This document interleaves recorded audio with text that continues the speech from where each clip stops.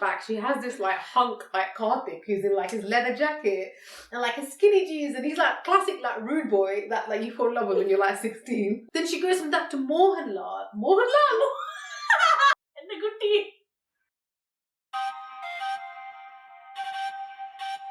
Asian, other, Tamil. Asian, other, Tamil. Asian, other, Tamil. Asian, Asian, other, Asian, other, Tamil. Asian, other, Tamil.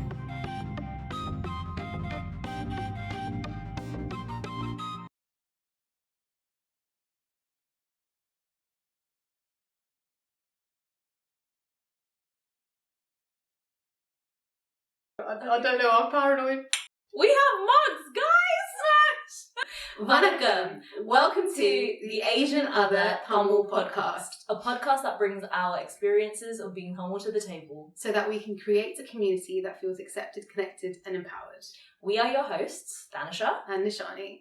And welcome to the second episode of season 1, Made in Kollywood. So when we were, planning our episodes, one of the things that came up was Disney, right? And the influence of Disney in our lives. And Danish and I were talking about this. We're talking about a year ago now. And I was saying how Disney was like, everybody wanted that Prince Charming, that typical, gender old life. We were like all into it. And I was saying how actually it did have a big impact in my life. And Danisha was like, for me, it wasn't Disney movies, it was Tamil Padanga. And I was like, yo, plot twist. Yeah. A lot of what we're going to talk about today is all the Tamil Padanga that influenced our lives. And we know that you've been seeing a lot of the reels posting on the page about, in our focus groups as well, all the conversations we've had with everyone really about how Tamil cinema has been so pivotal in our, raising up as children in this country. So that's what today's episode is about. Talk about some of the highs, some of the lows in the movie industry, and where possibly it could do a lot better, but also where it's really thriving and where it has really evolved. Yeah. Stay tuned. It's going to be a very funny episode. Tamil cinema absolutely influenced my love life. Sillanora Kadal, Tulladamanam Tullam, and even like heartbreak ones like Mona and stuff. Yeah, that I remember listening to that album, and I was thinking, can't wait to fall in love. Like just because I want to associate this song with a face. This is so cringe, isn't it? Just the cute dialogues they say, like BGM, like Tamil cinema love is just out of this world. I love it.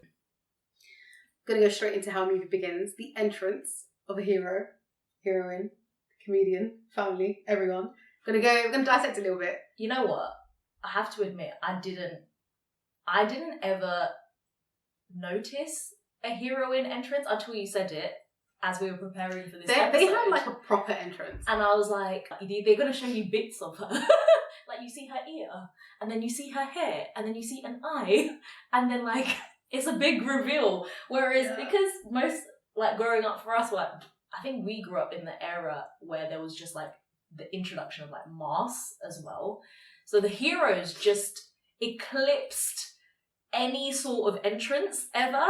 So honestly, their entrances are actually like, whilst the male characters get like big entrances, but a lot of it is just the camera like panning like from their toes to like their head. Yeah, they're coming out of this truck, and then the foot comes out, and it's like on the ground. You're like, okay, we know this person's a police officer in this film. Right, okay, it's coming, and then it just slowly goes up, and it's like BGM, and it's all of that. But like the actresses get the whole like. You get a little bit of like, it's very sparkly. Yes. Like, it's very like... And there's like taboo. Yeah. They all have great entrances. I know we're sat there thinking about like who has the best entrances, which I know for both of us is Rajini. But like all the male actors get good entrances. Who's have like, male actors have like the best entrance. I think it's always the low-key ones that are more like, whoa, it's happening. Like, like... So like in preparing for the episode, I was doing research and it really dawned on me that older movies, and I'll touch on it a bit later as well, but older movies weren't masked. No, not at all. They're very story based. Yes. Yeah. They were very just normal. There wasn't like a Priya hero in that was like, for us growing up in the 90s, that was what cinema was. Yeah. That was the epitome of cinema for us. Kids who were growing up during the 70s and 80s, like at their teenage age, they had like real hard hitting movies. Man, oh my god. Like, I remember, oh my God, I remember when 96 came out, and the ending to that movie is like, I think it, I might get like mad shout for this, but like, I think it ended the way it should end. But I remember watching it at the time, a few years ago now, being really frustrated with the way it ended. And I was talking to my uncle about it, and he's like in his 50s, and he was like, and I was like, what stupid maybe wasting my time, blah, blah, blah, blah. And it was just sad, right? And he dead serious. He was like, you're laughing, but this is what our childhood was like when we were growing up.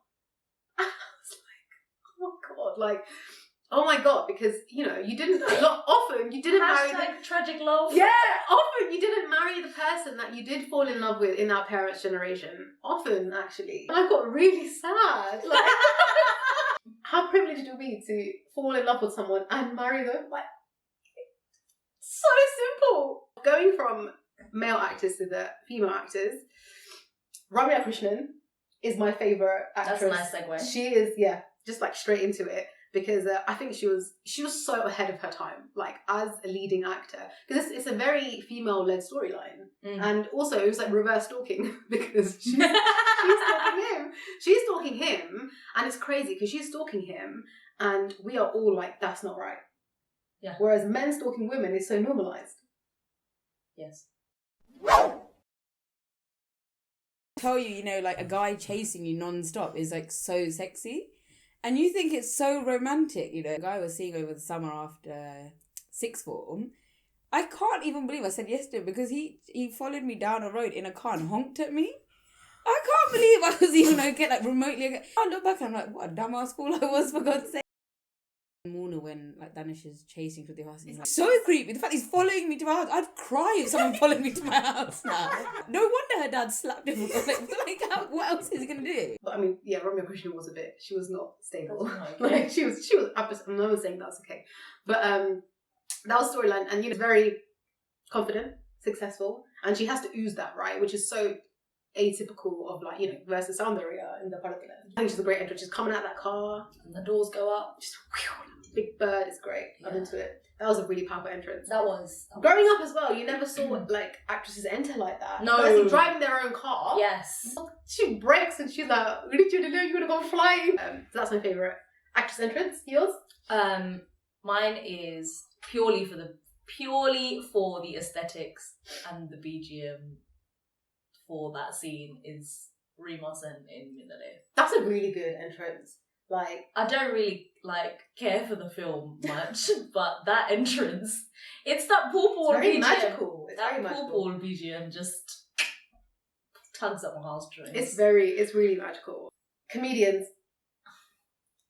Have you always? We're both not into comedy. I know it sounds hard to believe. No, it's not something I paid much attention to. Yeah, I was very much into the storyline, so it was like, okay, and it was so obvious because back then movies were structured like entrances, family entrances, and then you cut to a comedy scene, and you'd already like you just it was an obvious interjection in the movie where you had to slip the comedian in because he needs they need their screen time. Yeah. And so I think for me, it was like, oh, I don't really care. Like, you're just wasting my time. So a lot of the time I wouldn't pay attention. For me, when I watch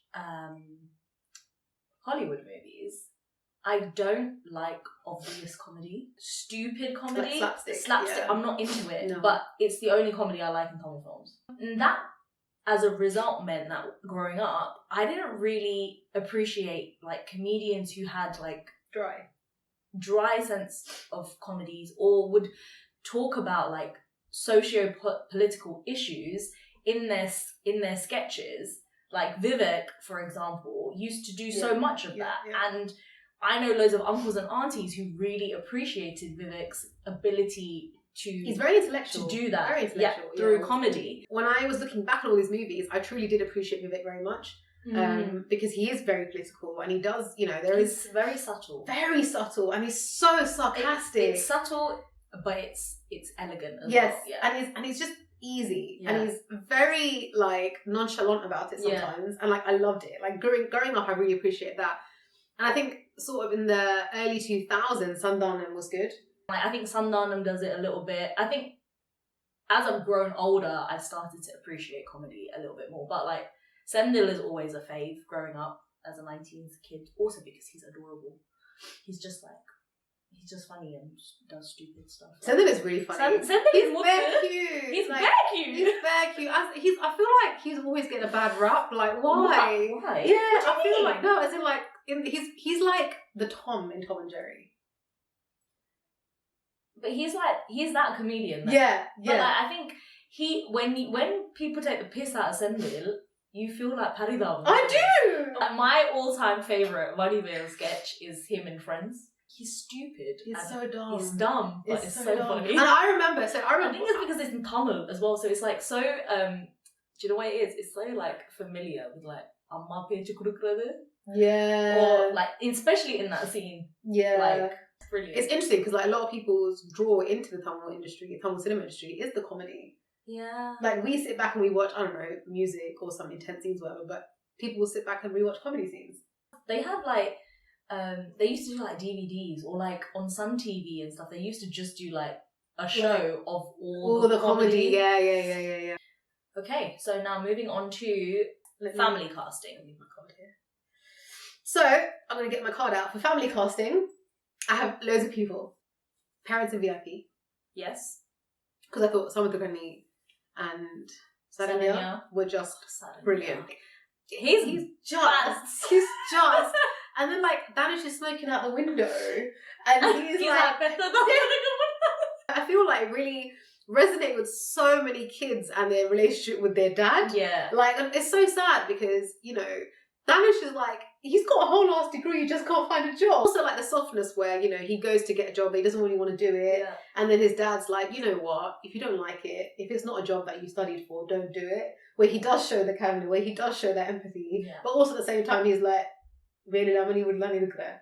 And I'm like, whiplash, which is what we go through this shit so much with our own parents. Yes. And I was like, oh my God, like he was so relatable. So that was good. Vijay Kumar, just as a dad anyway, I think he's great. And like sometimes when he does like the motivational dad, he's very good. I think he was Simba's dad in a couple of movies. He was also like, he was hilarious as Jodika's dad in Kushi. Yeah. He was so funny. Oh my God, that scene where Vijay has just been like ranting at him about his daughter. And then I had Radhika, of course. Like, I feel like just Radhika in your life would just be a wonderful addition. Also, just all her Nadahems that are coming out. They're so like women empowerment. She's been doing Nadahems to like empower women. Since 2000. Yeah, like, and that's 23 years of like, you know, female like leading roles. And like, good for her, because so many women are watching this. I think a lot of women also live vicariously through her roles. Like, so that she's wonderful as any family member. I've also got Raj Kiran. Oh yes. Raj Kiran is basically your granddad or your uncle, Yeah. or like a Periyappa, like also great. I just see him and I just feel instantly like I feel safe. Yes. I understand that. I'm like, okay, I know you're in this movie. The movie's gonna end. You might die, but I know the movie's gonna. We're all in good hands. Yeah. My last one is Nadia from Son of Mahalakshmi. That one really got people. My family ones, Amma, is I think before Saranya hit like the Amma scene, for me it was Srividya. Yes, absolutely. Srividya's like, She's like Grace. yes. She just embodies Grace. epitome of it. Like any role she does, she's just this Amma that's just like, oh. Yeah. And I also really like Delhi Ganesh as a Oh dad. yeah, he's a great dad. He's a really good dad. Which was the family casting for Ann and them. Nice. Which was like all-star cast, and it's like family feel-good fun. That 1 rupee though. That 1 rupee that took over the nation. Oh my God, we were all here for 1 rupee. There's other people as well, but I think they're going to come up in other roles in the episode. They're probably more catered to, so stay tuned.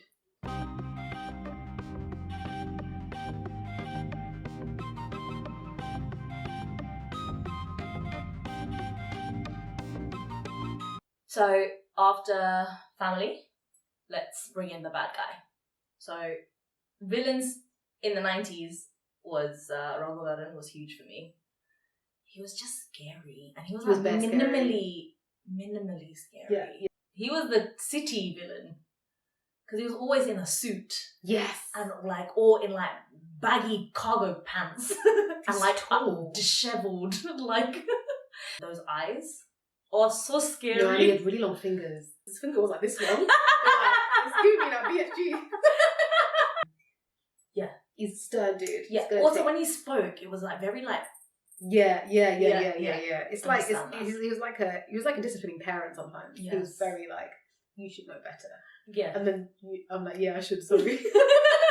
But Raghuvaran as the villain, like, yeah, he was just always like grenades, like heavy machine guns and Yeah. mobile phones. Like, he was that dude. I think also Prakash Raj's entry into like being a villain in the 90s was terrifying. Like, he didn't have Misa at that point as well. Yeah. He also scary, also crazy eyes. He is like, so he's one of the characters who is also great for family casting. He's like but I love, like, growing up, Prakash Raj was terrifying, Yeah. and then there was like real like development of adoration towards Prakash. Yeah. Like, I now love Prakash Yeah, because you just appreciate his talent so much. He's great for a family casting. he's great. It's just He's great. he's great for like your friend. He's great like He's so good. So the versatility of Prakash Raj, like in Yes. Molly, yes. is Prithvi Raj's best mate. Yes. Also, please go back and watch Molly if you haven't seen it in a while. It is hilarious. Yeah. It's actually quite slapstick, I would say. He's good in like Adi as the dad. Also in Abhiyam Nanu. Abhim Nanu. So like the epitome of like Prakash Raj being a villain in like his later adulthood was really prevalent to me in the Parvakathail series that was on Netflix. It's like an anthology of it's a collection of stories that highlight a lot of conversations that need to be had in our society. In it, his episode is actually an honor killing. His acting in that was just like, I was sat there like speechless when it finished. It was intense. And that was like him being very calm, quiet, and like a villain. Yeah. Because he plays so many ranges of villains. Like he goes from Thiruvalel Arambam, where he's like a little bit like comedic himself. Yeah. Like you don't really want to hate him. Yeah. He's actually just looking out for his sister. Yeah. I get it. But this was like, yo. No, this is not good. This was is like 90s legitimate- Yeah. psycho Prakash This Raj was thing, like, but he did dark, it. He like- made it. He did it in a way where it sounds so bad, but I think fathers in that position with that kind of mentality would probably agree with what he did. You were like, whoa. I came across a Nia Nana snippet on social media, and it was effectively the Purdy was about marrying outside Okay. or like marrying against your parents' wishes, and it was just so interesting, and you really start to recognize the need for storylines like this. Yeah. Because parents will just very openly be Yeah. like, I would rather she die. They're heavy, but they're not heavy because someone has sat there and been like, I want to make a Yeah. devastating film. It's They're because heavy because it's happening. It's happening. And all of Parvakathail and the stories in there were very hard-hitting conversations. And, you know, I had to like sit back and at the end of it and just really dissect like what I was feeling after I watched that, because it was overwhelming, it was intense. But I think for me, whilst, you know, these things are devastating, I'd rather be in the know than I would love to live in a world where I could be blissfully ignorant and not watch these things. But it's especially when you have Tamil Indian directors making movies like this, I feel like it's even more important for us to watch it, because in the Western society, it's so more, the access to these things are much quicker. Whereas it's now coming out in Tamil cinema, and that needs to be something. Like, it needs to happen more. It needs to be normalized, to be honest with you. Yeah. Moving on to villains for me, the scariest villains for me, I have a list again on my flashcard, are all females. The scariest ones are all females. And I'm going to give you a list and you're going to be like, yes, 100%. Trisha in Kollywood, she like killed her lover for her padavi. Acting was great. I thought she was like, you hated her. It was so novel for her to be in a role like this. People were like, what? Jyotika and Petrikali Muthacharam. Oh my god! You know what? You know why these roles are like the scariest? Because they were complete like plot twists. Yeah. You did not see coming. I think also for you that what's been quite interesting as this episode has been unraveling is you are really terrified of like the calm. Yes, I can't. calm. Yeah. Because I don't know what you're thinking, man. I don't know what you're thinking. Free psychology lesson. What are you thinking, man? I don't Yeah. know. Talk to me about how you feel, please. Yeah. So Jodika was completely like, she caught me off guard, man. And then going on from there, it's remastered in Voloman. Scary. Oh yeah, no. She's so scary. Because I was really stressed for a while. You were in like a full-on childhood toxic relationship, like in your school days. Yeah. And he was out here like doing the most for her, and I was like, oh, like. But again, scripted wonderfully, great actress. I thought that was a great villain. And then two other villains who are. This is actually really scary. Dr. Amudan in Verdi and Malayadam with the elementary bully And the thing. No, Yeah, it's so Prakash bad. Raj in that film as well. Yes, No. it's his daughter. Yeah, It's honestly it's so bad. Yeah. I'm all about like fun times movies. I want happy, cushy endings. Yeah. I like living in that ignorance bubble. Yeah. Like scary, like thriller movies, like whether it's English or Tamil or anything. I know it's no. I also feel That film was so good. It was But so I good. hate how I felt watching it. I think it was false advertising because you'd see like this hero in this role, Yeah. and then you go watch this movie like, how have I entered into like a murder mystery Yeah, crime no. investigation movie? I thought it was going to be dance and happy times. Same with Chandramukhi. I had Oh, no idea. No, that's no. the biggest. No, don't do that. Biggest bamboozle of our lifetime. Us walking in think it's going to be about Martabangis and shit. Next thing you know. Rara was on repeat. Do you think after I watched that film, I listened to Rara? Even No. to this day, Such I false- don't listen to Rara. False advertising by Rajinikanth, I must say, and his team. Here we are, like, and then there's like a possession, and then there's I like was- a Durga Yeah, stream. no, I'm no. like, where is this Well going? Did you know it was Jodika when you watched it the first time? No, I'm having like real time PTSD right now. I'm trying to. My stomach just dropped. My stomach just dropped because do you know what? It was that shadow. You know when Oh, on the body on the shadow. I think at that point I knew it was her. Did you? I had no idea. At the end of Annanoda Part and the camera pans. Yeah, that was. You know when you watch it the first time, even then I didn't clock though. No, Even then. no, because it was done.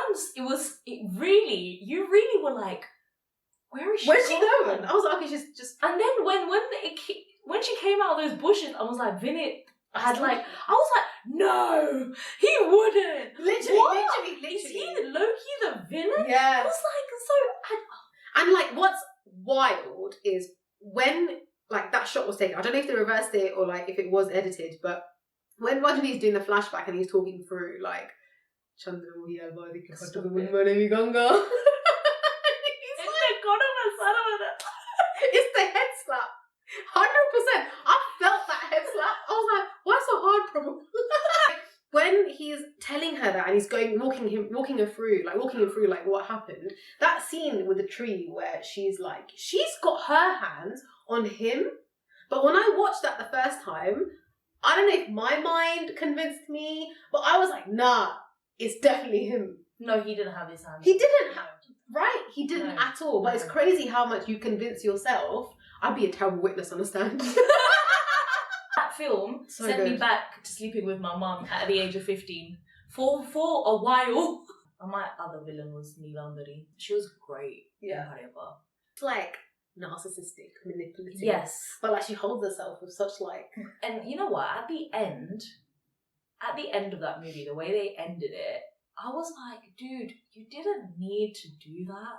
No, but I think. But she has to. Yeah. At the same time, I was just like, why couldn't you have just found your peace? What was she gonna do? Just stalk him until she died eventually? No, but it was the whole realization because like he stopped that mother from eating her in it, Oh, come off it. and then she was like, "You may on that love," and then she's just, I was like, "You're an idiot." She died with such vengeance. I wouldn't even be surprised if Pade Part 2 with her coming back in like her second comeback. Just looking better, She was yeah. scary. She was very scary.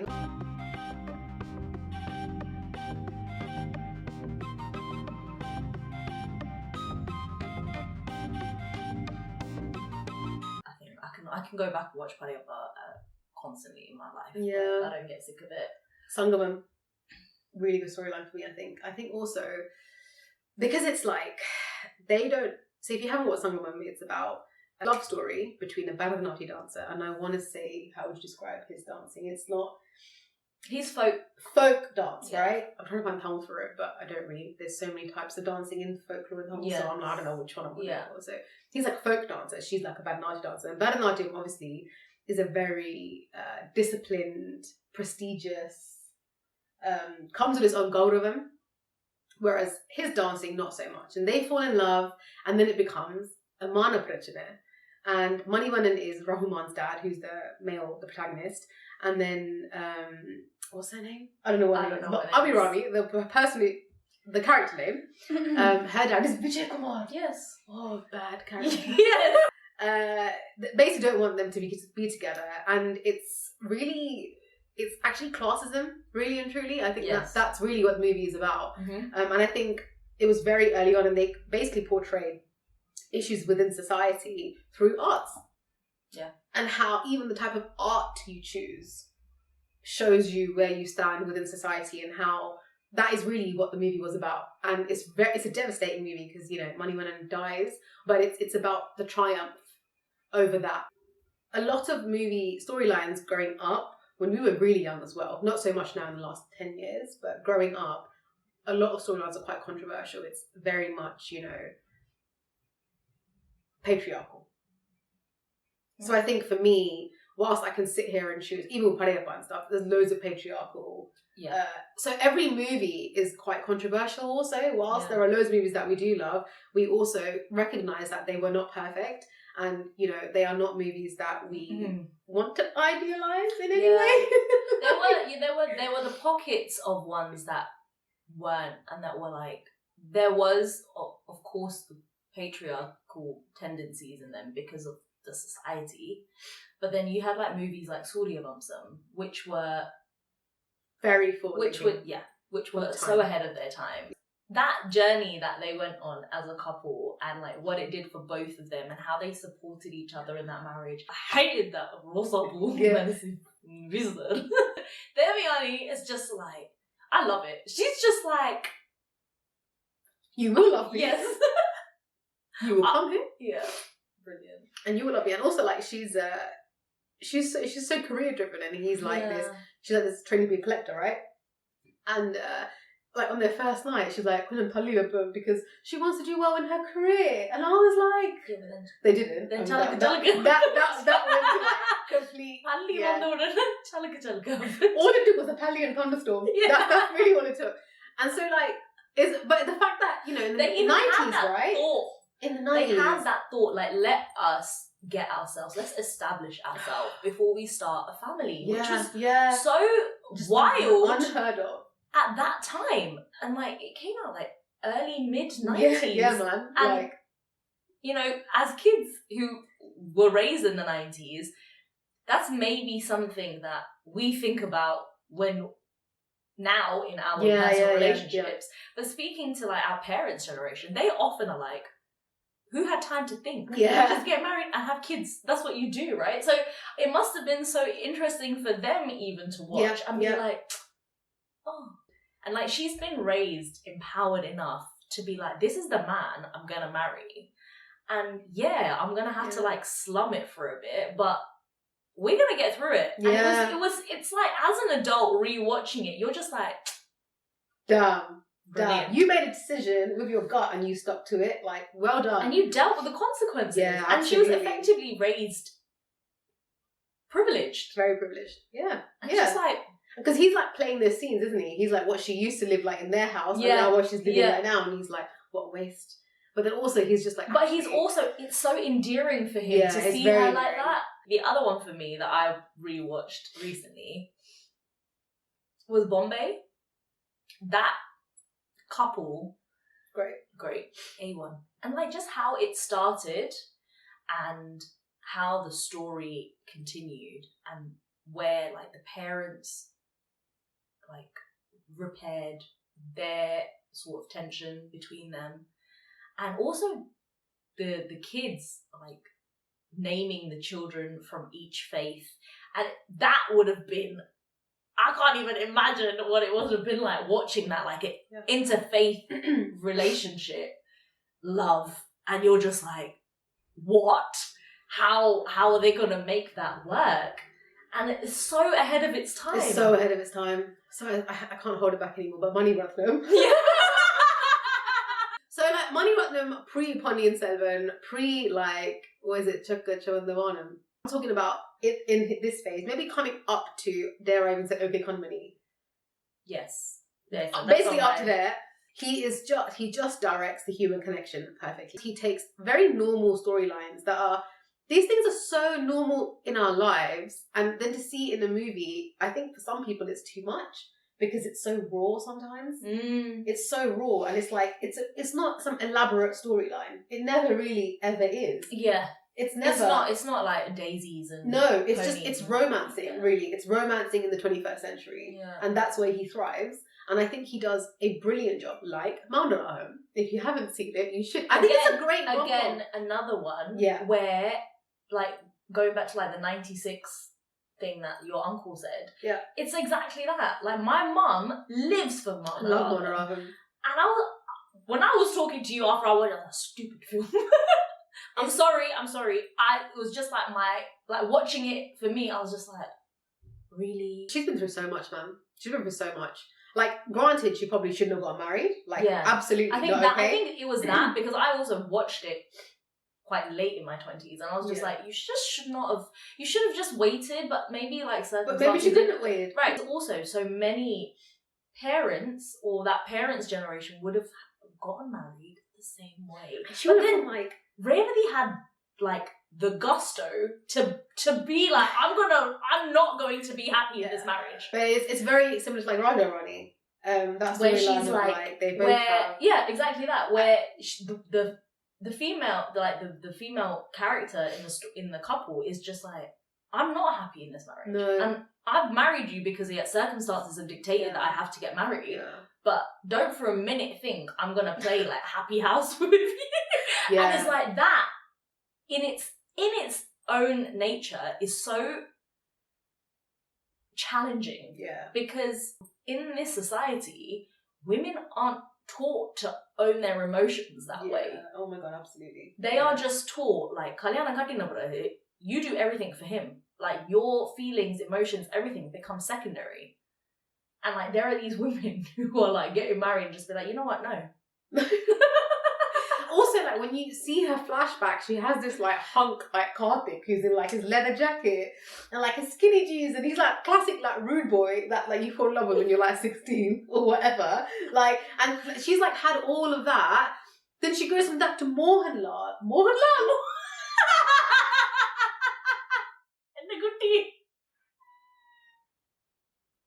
I'm in this. Don't get me wrong, like, Mohan should have left her. I feel like I put that out there.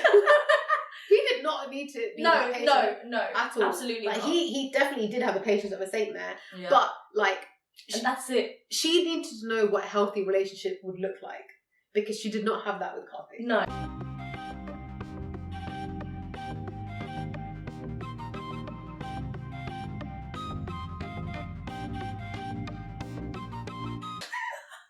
And even like with OK Kanmani for a little bit, it's a great movie, well ahead of its time. Like, even though it came out fairly recently, like, a couple living out of wedlock is like... Mate, it's still a problem. It's absolutely. 2023. It still is. You know hip hop, please. It's still a problem.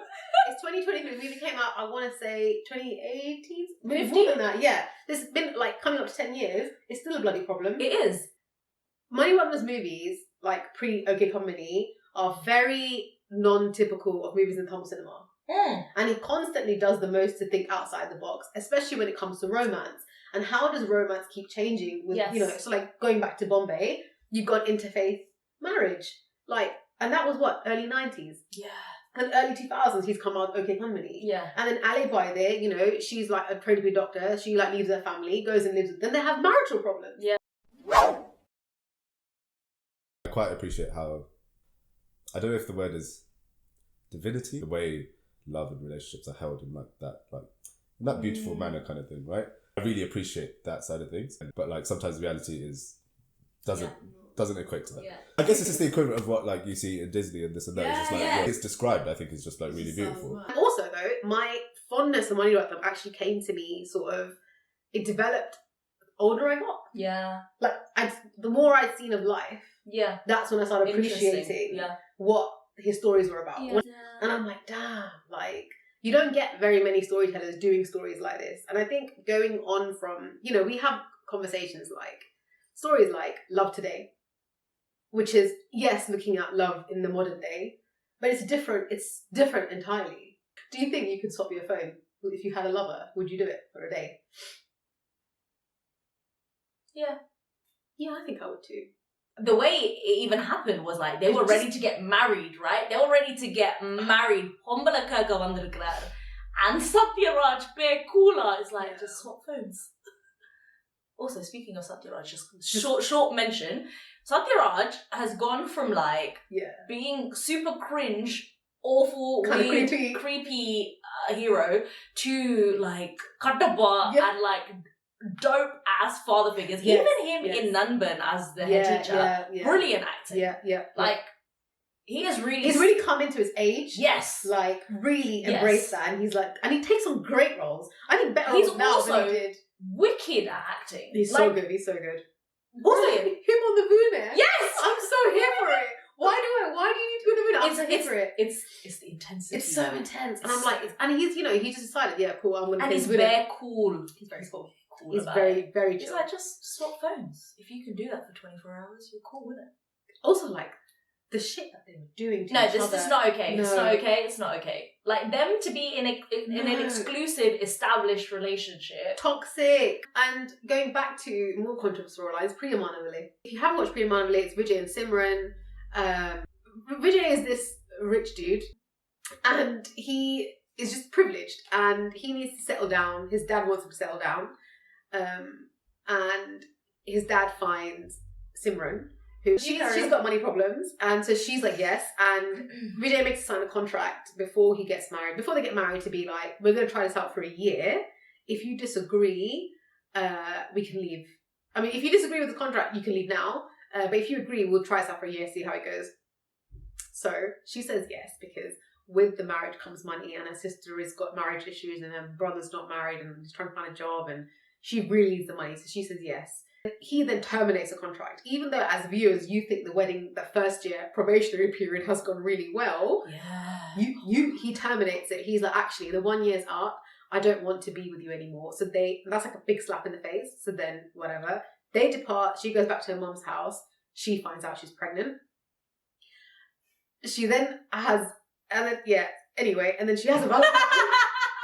And so at this point, I think he falls in love with her. Does he fall in love with her? Yeah. Like in that gap? He realizes, right? He's let this amazing woman go. And then at the Valaharpu, which we spoke about in episode 1, so please go back to the episode if you don't know what Valaharpu is. She just like outs him to everyone. Like she just like publicly humiliates him. And she's just like, you told me to sign a contract. What kind of man does that? And she just like, and you're like, you know what, hun? You really need to get that out. Well done. You are like, absolutely, he treated you like crap. When you're younger as well, you were like, she gets her own back, yeah? He then, reverses her and is just like, when we slept together, I asked for consent. I did not touch you without asking I would you. also like to just add, it's like the film came out in 1999. No, it didn't. Yeah, or something like that. Please fact check me. Yeah. I think it's 1999 or like 2000. Early 2000s, yeah. I never did anything that you didn't want to do. When you were with me for the 1 year, I never treated you like, I treated you like a queen. You could do whatever you want. You could go to your mum's house whenever you wanted. I never stopped you doing anything. You lived your own life. So don't act like I'm the evil guy here. You knew what you signed on to when you said yes. And when you're watching it, when you're young and you're watching it, you're like, oh, shut up, Vijay. Like, do you know what I mean? You're so heartless. Yeah, you're so heartless. Anyway, and so we're happy, whatever. When you rewatch it, you are like, oh my God, like, Simran, firstly, took like zero accountability. Absolutely. Zero accountability. Absolutely. I understand she's got money issues, but then she takes the money, she signs onto it, and then she's all like, victim complex. Yeah. She's the words right, mama. She's all like, woe is me. Yeah. Like, but it's like, no, hun. Like, yeah, like, that's the whole situation. And again, we understand there are money issues. Controversial. Yeah, it's very controversial. But at the time, it was like a wonderful rom-com. And you watch it like after 25, you're like, whoa. Right, and that, I think, wraps up the first portion of first portion, you know, like this is coming. Like it's chips. So that wraps up the first half of this episode. We will see you back after the intermission.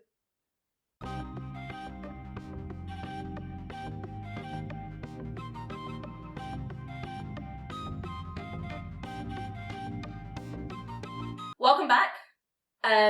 Set us off the evolution of Tamil movies. I think we have gone from very typically male-led storylines, of course, number one, into a lot of storylines that are solely for females now.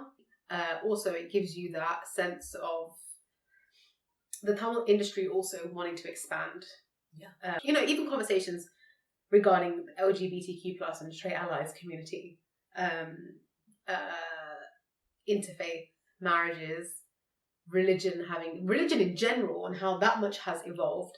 Like Sulal was really exploring all the. I'm so glad you spoke about Sulal. Yeah. If you have not watched Sulal, please, it is a series on Amazon. It is phenomenal. The topics that they cover, the way the story unfolds, you don't know where it's going and you're gripped. And the storyline is, like, trigger warning, it's sexual abuse is really what the series is about. But it's one of those things, again, it's directed so well. So it follows a murder mystery. Yeah. That's how it begins.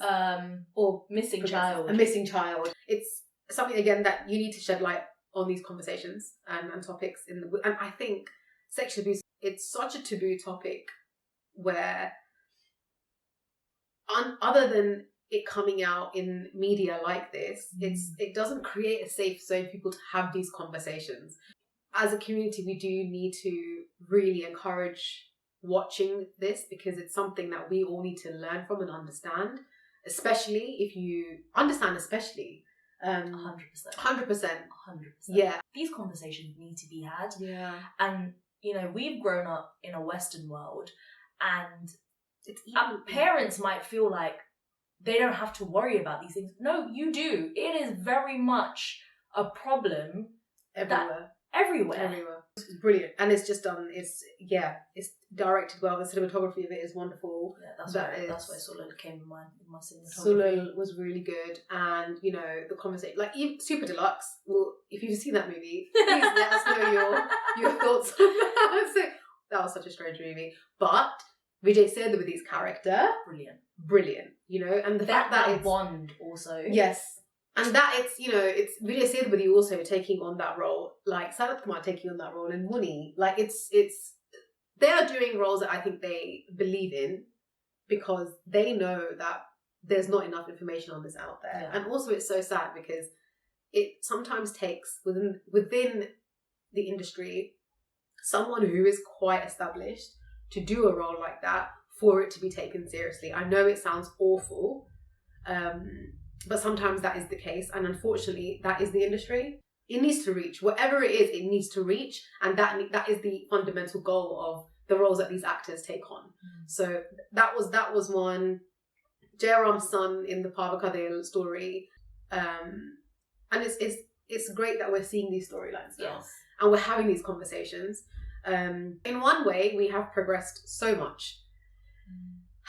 And then in the other way, we continue to regress in that everyone is light-skinned. Everyone is getting skinnier, I would say, if not, remaining to say. So we went from growing up in our generation, also, nobody's Tamil. Don't. Nobody's Tamil. And then it plays into the psyche behind it, and men then wanting to be with a fairer woman. Also, men wanting to be with someone who is slimmer. It just really, whereas you get male actors who come in all different shapes and sizes. You've got somebody with glasses, you've got somebody with beard, someone who's dark, someone who's fair, someone who's tall, someone who's short. But like the representation for men is there. You could potentially find someone who looks like you, and that is someone that you might resonate with. Whereas for females, there really isn't anywhere where we can look to be like, oh, I look like that person. Or if I was in a rom-com, that's what I would look like. Do you know what I mean? There just isn't any of that. When you're a child, I never talk about stuff like this.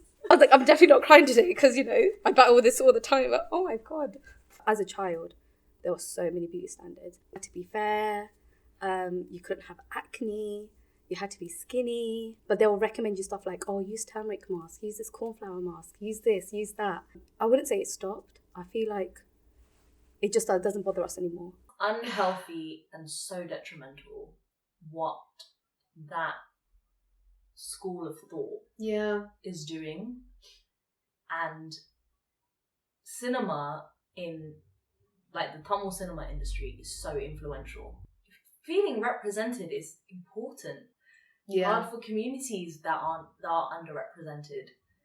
So I think for us as well here, where we are privileged to have, we can have this, firstly, the fact that we have the privilege to even be able to have this conversation is already is something that comes to us with ease, right? Whereas in India, where this is happening, you've got little girls, little boys are being raised to think that this is what they should aspire to. Yeah. And they can't talk to anyone about it. They are just told that this is what I need to be. And that to think that that is what the industry is putting out there, and that is what's being fed to the minds of very impressionable young people is quite devastating. Yeah. And I think that's something, is we need to see that change. I actually don't know if it will change, if I'm being honest with you. But we're getting Tamil actresses now. I think that was a huge annoyance to me growing up, especially in like my teen years, when the influx of North Indian actresses into the Tamil cinema industry and it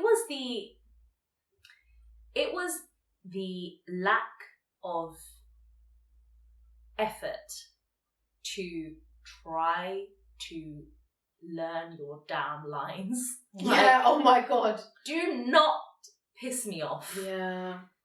We are watching these films. We don't feel represented because, they're all North Indian or Miss Liverpool. Stop! It's bad enough that we're watching films and, you've got like the likes of Amy Jackson, who is being given like a role. She's being taken seriously in the Tamil cinema industry. Like, Inga va mahal vandan act pannu. Alright, cool. She's being given an opportunity, fine. Learn your damn lines. Like, have that much respect. Try to have that much respect. And like, for example, for Ponniyin Selvan, I've seen in interviews how much effort Aishwarya Rai has had to go through to get her words. Yeah. So she looks like she's speaking actually, Tamil. yeah. Have respect, like as an actor, and again, like when we've spoken, you've turned around and you've been like, but it's the actors, but it's also the directors just not giving everyone down. Watching that person. You are all accountable for this situation right now. That person does not need to be there. But it's the same with like the North Indian villains who come through. The North Indian, like every villain is North Indian, and the actor speaking Tamil is weird. It's weird. Just employ your people, man. Give them jobs. I'm glad we're now moving towards like Tamil actresses, or Tamil speaking actresses at least. The fact that we even have to say that Tamil speaking at least in the Tamil cinema, yeah.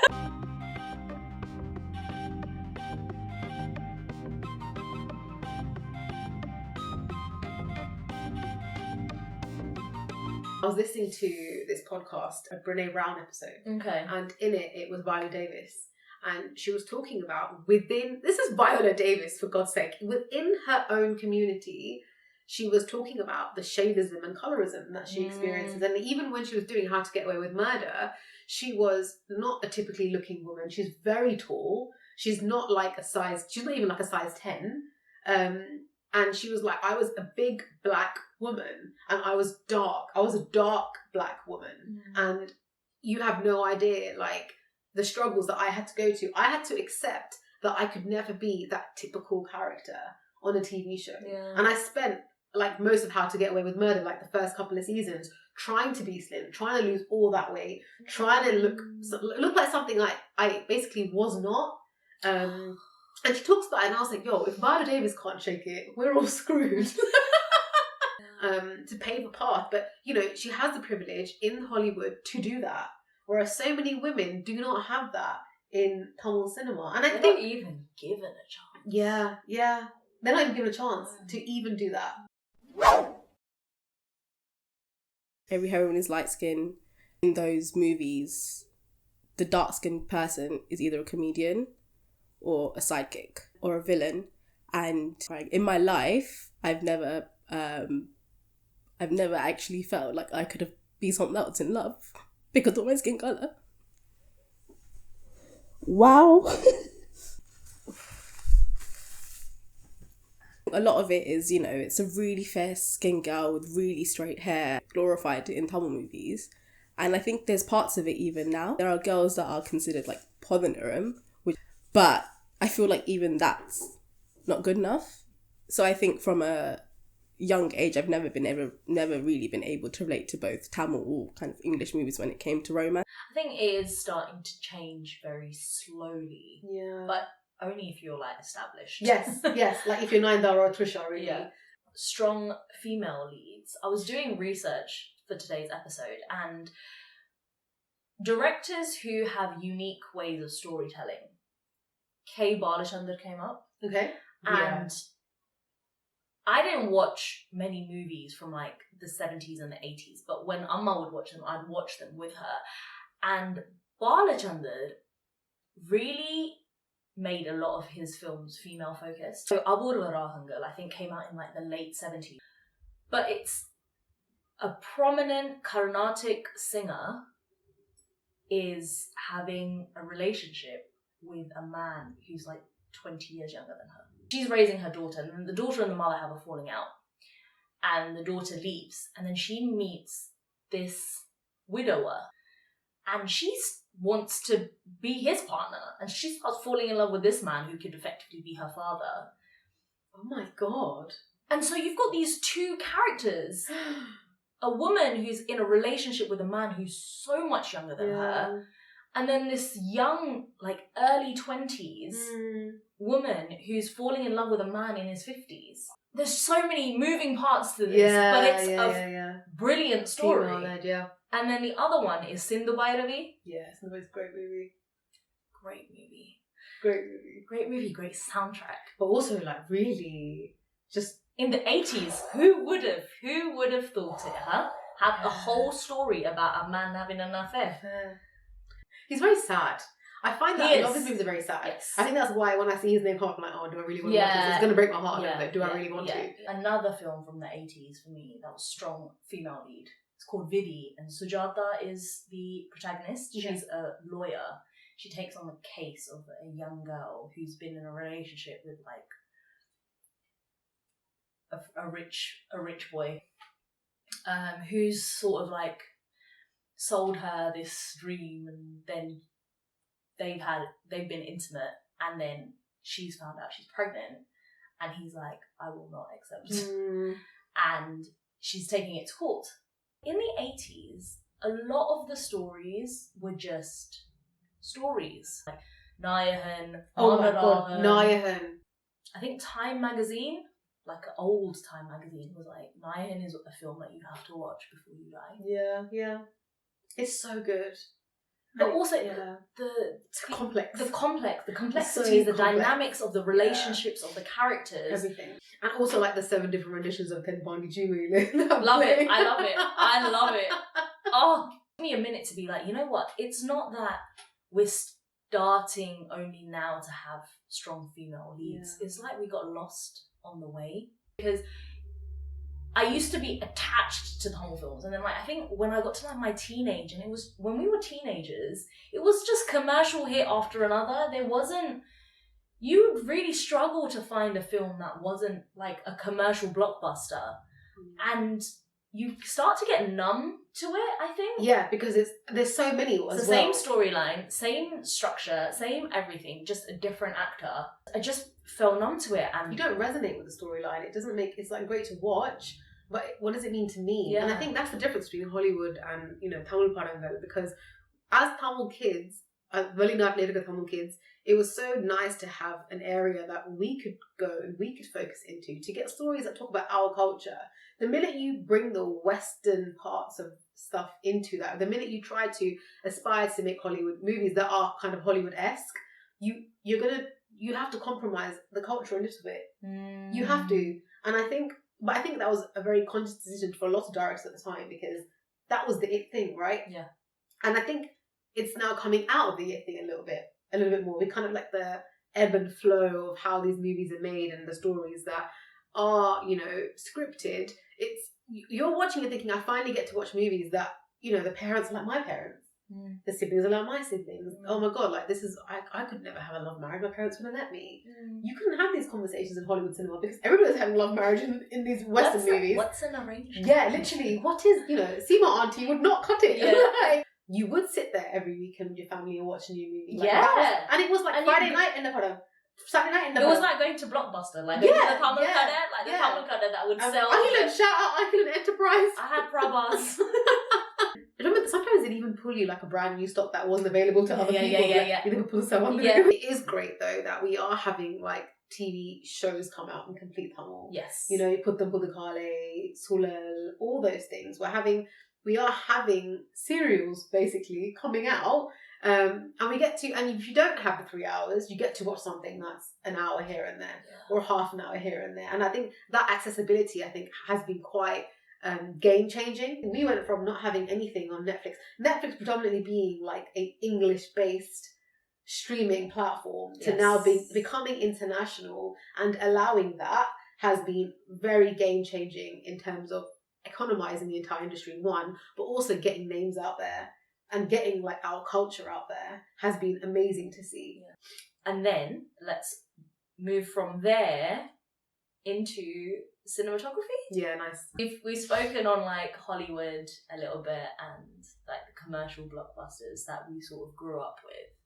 I think cinematography I've started to really appreciate as an adult. I also think the caliber of films being created now really allow for cinematography to be the art that it is. New people coming into the industry, new directors, younger directors who are like our age. They know what they want. They know what they want to put in the movie, and the way they tell stories. And I'm starting to appreciate it. Like when we went to go and watch Ponniyin Selvan 2 in the cinema, there were moments in that film where like your sister was in between us, but I could hear you be like, "Oh my gosh, that shot!" And I'm like, I think so. Without I'm glad spoilers. you brought up Ponniyin Selvan. PS1, it was good. I enjoyed it. PS2, we have contradicting opinions. I should probably put that on before I continue to talk about Ponniyin Selvan 2. A lot has come out as well recently in regards to the storyline. Things that aren't correlating to what actually happened in the history versus what happened in the book versus what happened in the movie. Right? And I think it's very important at any point in any movie you watch ever in your life, especially if it's a historical or non-fiction based cover, you must do your own research yourself. Movies are there to dramatize, romanticize, glorify everything. Yeah. So when you are watching something, you must go and fact check everything, because it's easy to watch something and then go and regurgitate that to somebody else. Yeah, you probably should double check what you're saying. So that's something that I think with PS2 became very obvious. Yeah, the first half was good. Second half was mad rushed, I personally thought. Yes. But throughout both movies, I would actually say better in the second one more so. The way the scenes were taken, I think, he's really sat down and thought about where he wants the camera to be, how he wants it to pan, like the angles are coming out, like what emotion do I really want to capture on this side and on this side. And he's really thought about how he wants to film that. And I think purely just stripping away the storyline and the controversy behind the storyline to watch it as a theatrical experience, I think was quite nice to see. I was a bit nonchalant about the storyline and how it was. Yeah. I was quite nonchalant, but I really appreciated the experience watching that film, like the cinematic experience, and like how the shots came about, and like I was just like a bit, like in awe a little bit sometimes, and like how like the climax scene was shot and how that went down and things like that, for me as a viewer was like, wow.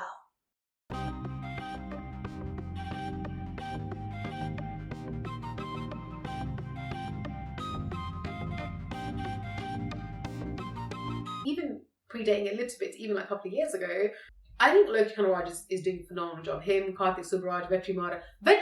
Oh my god, I'm getting passionate.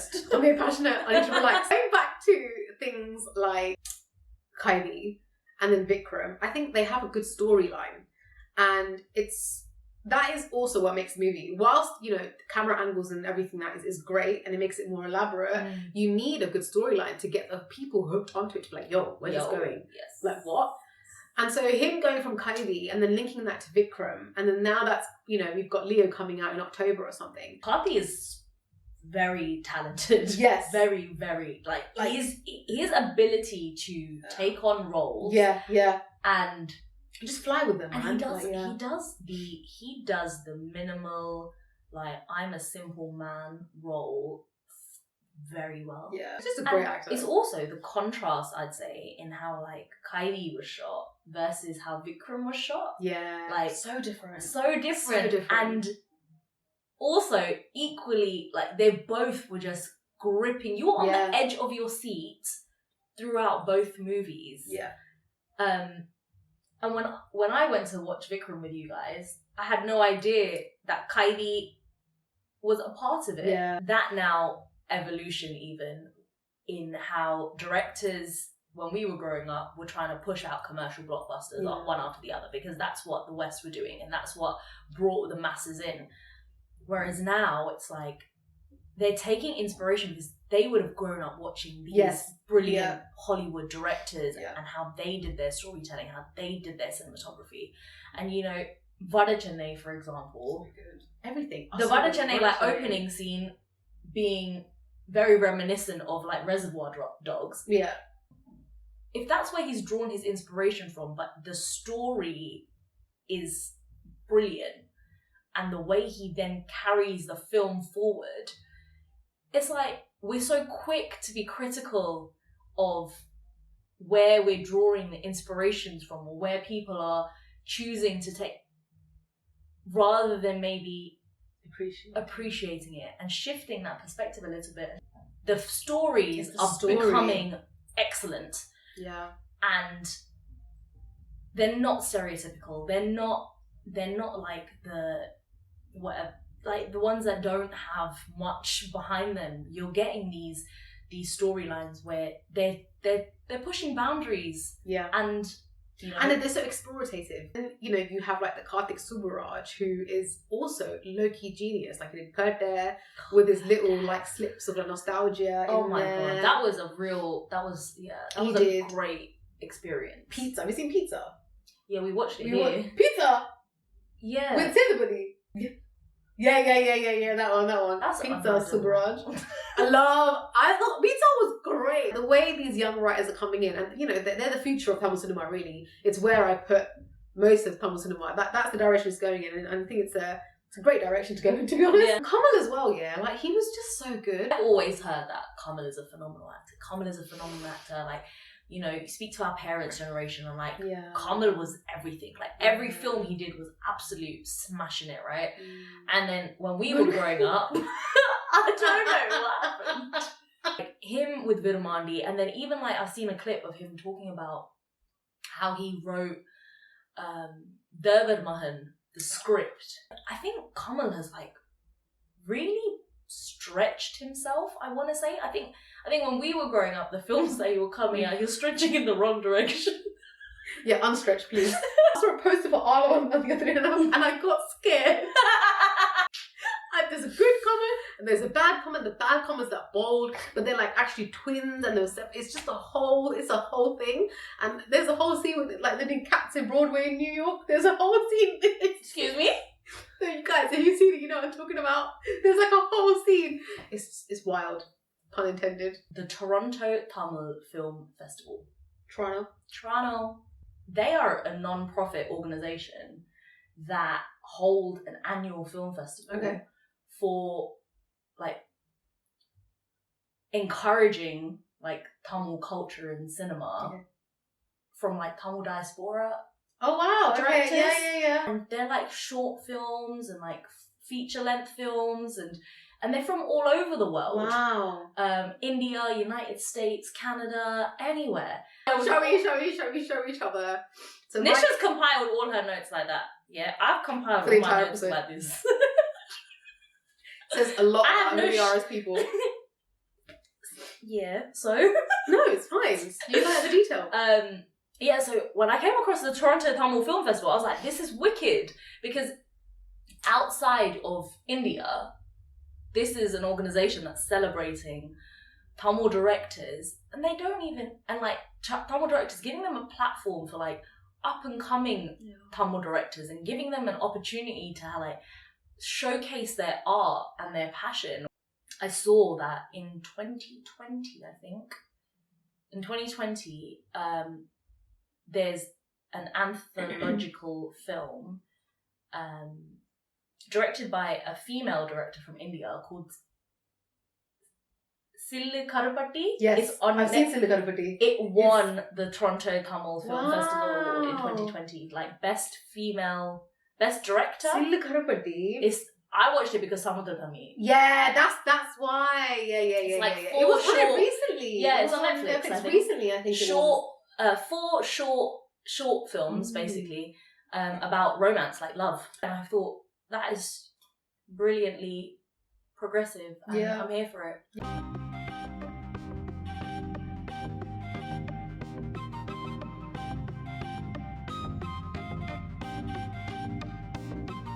Your go-to Tamil song. All right, come on, let's do one for every one of your moods.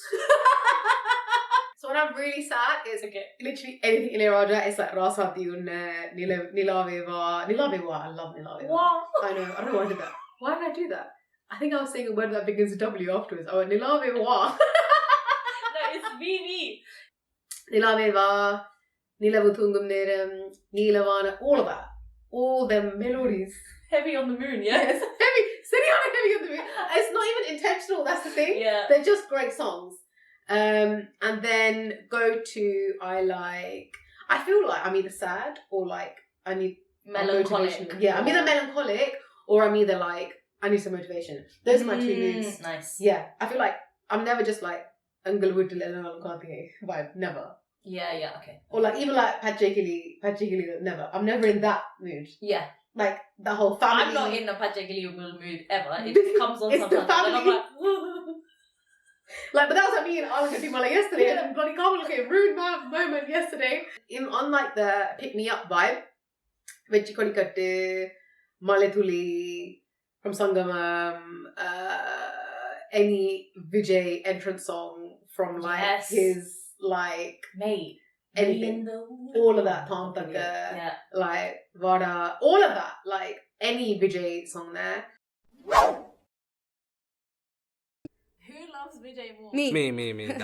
That she's never beaten. She's never beaten me in a Vijay quiz. No, that's not true. It doesn't make sense. We're gonna have a really big competition. We've had about 10 Vijay quizzes, competitions, everything, question and answers, and she's never beaten me. Like, how can you say that you're a bigger Vijay fan? That is not true. Say. Do a really good one. Yeah, did you? Who loves Vijay more? Me. That she's never beaten. She's never beaten me in a Vijay quiz. No, that's not true. It doesn't make sense. We're gonna have a really big competition. We've had about 10 Vijay quizzes, competitions, everything, question and answers, and she's never beaten me. Like, how can you say that you're a bigger Vijay fan? That is not true. Say never beat. So funny whilst I was writing my go-to. I knew what my go-to was. Like when we had the conversation, when we were having discussion and we finalised what these questions were going to be, I already knew what my go-to was. But when I had to write it like ink to paper, I was like, Munpaniya? Wow, that's quite melancholic. Mine would be Munpaniya or Anbe. Oh really? Okay, yeah. And I realised sad. Yeah. Sad AF. It's not. They are just like. Particularly like when I'm at yours and it's like late and I'm going home and I have to do like a nighttime journey, I'll go whack on my Tamil playlist and the first song I put on like when I get to the motorway is Munpaniya. Yeah. I just love it. I think it's SPB's voice. It's SPB's voice. I'm just like so soft. that and Anbir. Like But it was They're so different, yeah. The way he sings both of those songs are so different as well, because he's very soft in Munpaniya, Yeah. but in Anbe it's strong, like Yeah. it's a strong start. But it's also still that, it's like, still the softness is there. Yeah. So I love yeah, this movie. I knew it, and like when I was writing it, I was just like, water moon. That I think so when we were doing the recording for this episode, we didn't put too much music in it because we know that the music industry in our culture is like a whole other conversation. I think initially we tried to put a lot of music in, but actually it will basically hijack the entire conversation. And I think especially the way, in the episode when we spoke about Villupadu, we spoke about Yes. marketing, like going from Villupadu to where we are now. We might do an episode of music. Maybe let us know if you would like us to. Yeah. And we can explore the different kinds of music in our culture. That might be quite and the interesting. storytelling, and like going back to exactly mirroring what and, you said.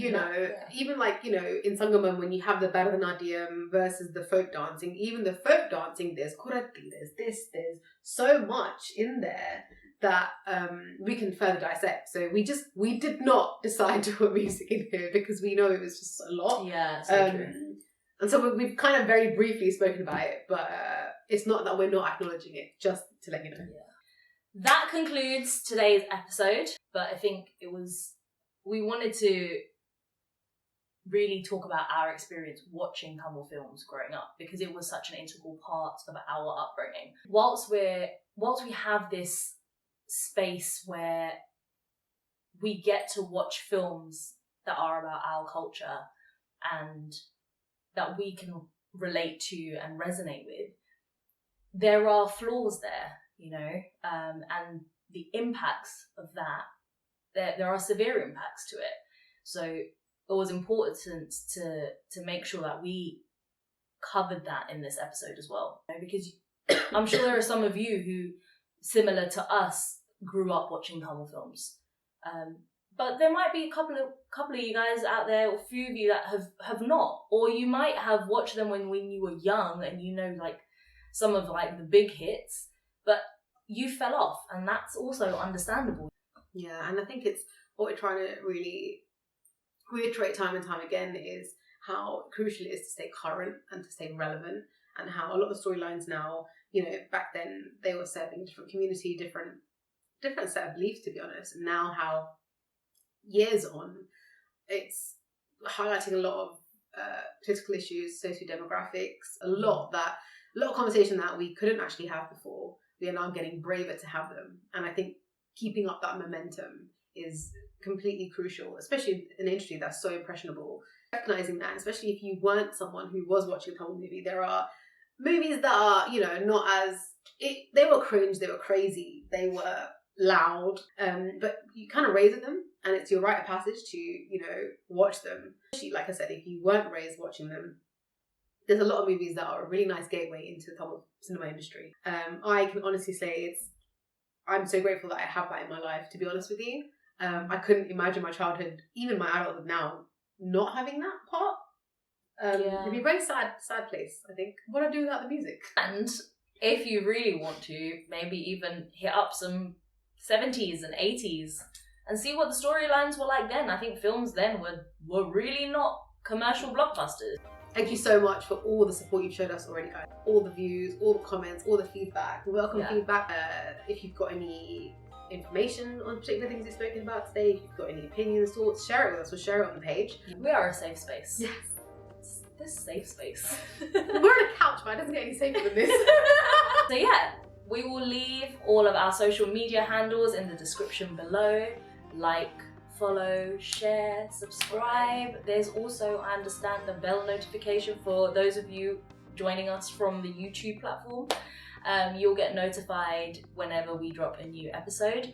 And on Spotify, please follow us so then you can be notified as well. This is the Asian Other Tamil podcast. We are your hosts, Nishani and Danisha, and we will see you next time. See you later, guys.